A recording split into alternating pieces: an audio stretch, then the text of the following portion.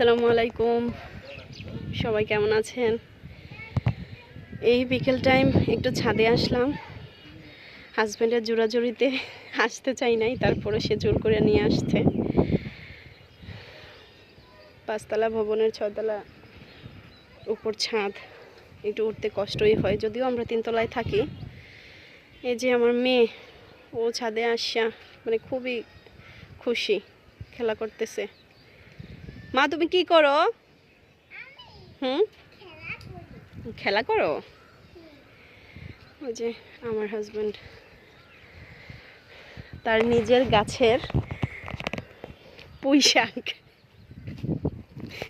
সে আমাকে উপহার দিছে। তার নিজের সবজি বাগানের পুঁই শাক আমি দেখাইতেছি, আপনারা দেখেন। আয়শা বেবি, পানি ধরবে না। এই যে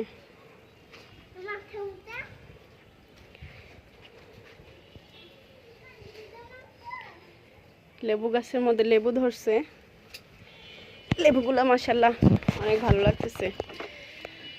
এখানে আছে মিষ্টি আলুর অনেক লতা, মিষ্টি আলুর লতাগুলো অনেক বেশি হয়েছে। আর কিছু ফুল আছে, একটু অ্যালোভেরা আছে, আর এইখানে পেঁপে গাছ, আম গাছ, এই কয়েকটা জিনিস।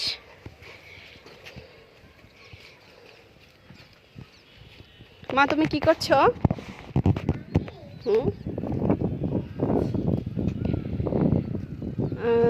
আমরা থাকি হচ্ছে পটুয়াখালী জেলার মির্জাগঞ্জ উপজেলার সবিতখালী বন্দরে।